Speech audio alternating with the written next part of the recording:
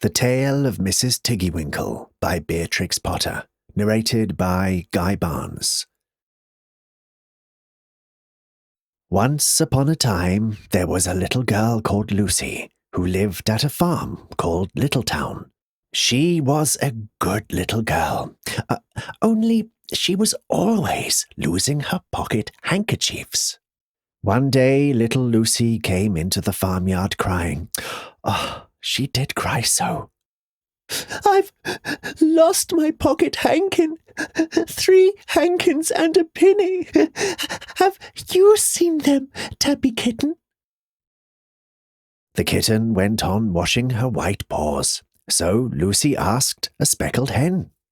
"Sally, Henny Penny, have you found 3 pocket hankins?" But the speckled hen ran into the barn clucking. "I go barefoot, barefoot, cluck, cluck, cluck, barefoot." And then Lucy asked Cock Robin, sitting on a twig. Cock Robin looked sideways at Lucy with his bright black eye, and he flew over a stile and away.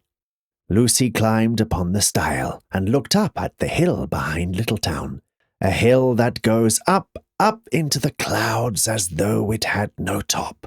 And a great way up the hillside, she thought she saw some white things spread upon the grass. Lucy scrambled up the hill as fast as her short legs would carry her. She ran along a steep pathway, up and up until Littletown was right away down below. She could have dropped a pebble down the chimney. Presently she came to a spring bubbling out from the hillside. Someone had stood a tin can upon a stone to catch the water, but the water was already running over, for the can was no bigger than an egg cup, and where the sand upon the path was wet, there were footmarks of a very small person. Lucy ran on and on. The path ended under a big rock. The grass was short and green, and there were clothes props cut from bracken stems with lines of plaited rushes, and a heap of tiny clothespins, but no pocket handkerchiefs. But there was something else, a door straight into the hill, and inside it someone was singing. "Lily white and clean-o, with little frills between-o, smooth and hot, red rusty spot, never here be seen-o." Lucy knocked once, twice, and interrupted the song. A little frightened voice called out, Who's that?" Lucy opened the door, and what do you think there was inside the hill? A nice clean kitchen with a flagged floor and wooden beams, just like any other farm kitchen. Only the ceiling was so low that Lucy's head nearly touched it. There was a nice hot, singy smell, and at the table with an iron in her hand stood a very stout, short person staring anxiously at Lucy. Her print gown was tucked up, and she was wearing a large apron over her striped petticoat. Her little black nose went sniffle, sniffle, snuffle, and her eyes went twinkle, twinkle, and underneath her cap, where Lucy had yellow curls, that little person had prickles. "Who are you?" said Lucy. "Have you seen my pocket handkins?" The little person made a bob curtsy. Oh, yes, if you please, my name is Mrs. TiggyWinkle. Oh, yes, if you please, I'm an excellent clear starcher." And she took something out of her clothes basket and spread it on the iron blanket. "What's that thing?" said Lucy. "That's not my pocket handkin." "Oh, no, if you please, that's a little scarlet waistcoat belonging to Cock Robin." And she ironed it and folded it and put it on one side. Then she took something else off the clothes horse. "This isn't my penny," said Lucy. "Oh, Oh, no. Oh, no. No. If you please, that's a damask tablecloth belonging to Jenny Wren. Look how it's stained with currant wine. It's very bad to wash. Oh, yes, it is, said Mrs. TiggyWinkle. Mrs. TiggyWinkle's nose went sniffle, sniffle, snuffle, and her eyes went twinkle, twinkle, and she fetched another hot iron from the fire. Oh, there's one of my pocket hankins, cried Lucy. Oh, and there's my penny.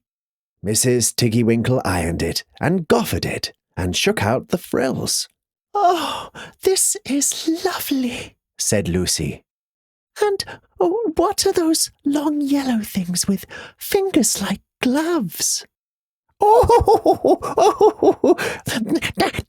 That's a pair of stockings belonging to Sally Hennypenny. Oh, yes. Look how she's worn the heels out with scratching in the yard. She'll very soon go barefoot, said Mrs. TiggyWinkle.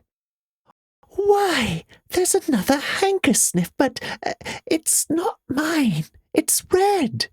Oh, no. If you please, that one belongs to old Mrs. Rabbit, and it did so smell of onions. I had to wash it separately. I can't get out the smell. No. There's another one of mine, said Lucy.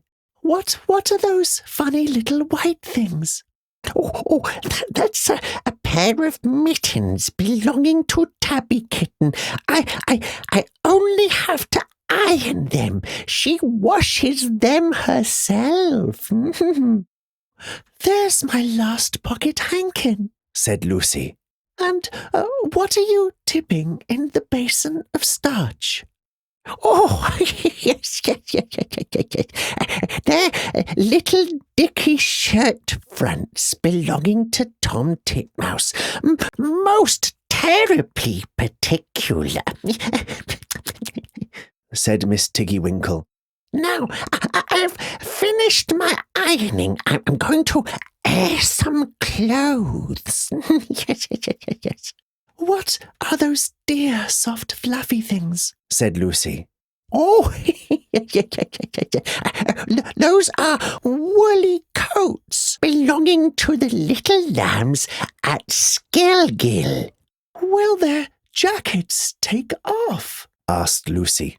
Oh, yes, if you please. Look at the sheep mark on the shoulder, and here's one marked for Gatesgarth, and 3 that come from Littletown. They are always marked at washing, said Mrs. TiggyWinkle.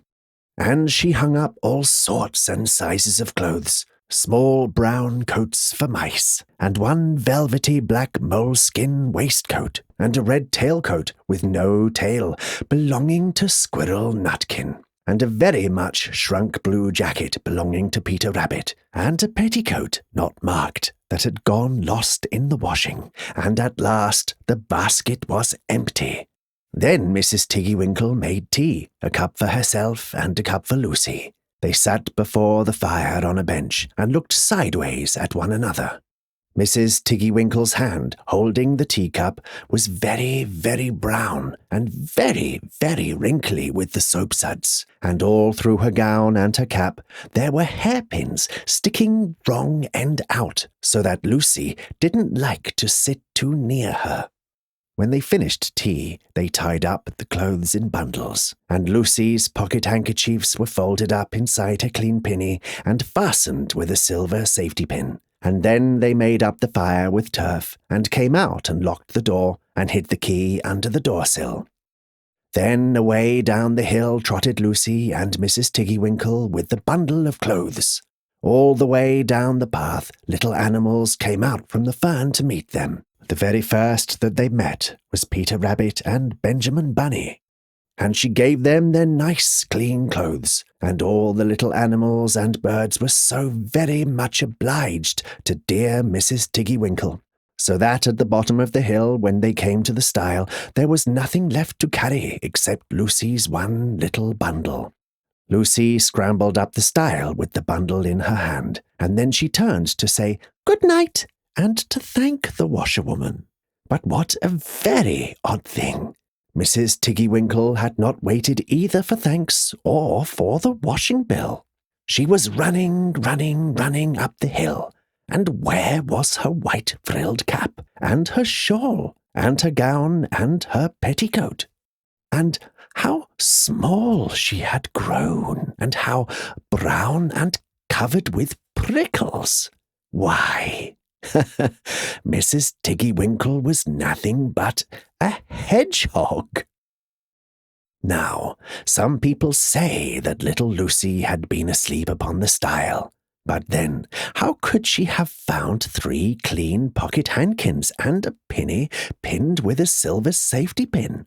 And besides, I have seen that door in the back of the hill called Catbell's, and besides, I am very well acquainted with dear Mrs. TiggyWinkle. This was The Tale of Mrs. TiggyWinkle by Beatrix Potter, narrated by Guy Barnes.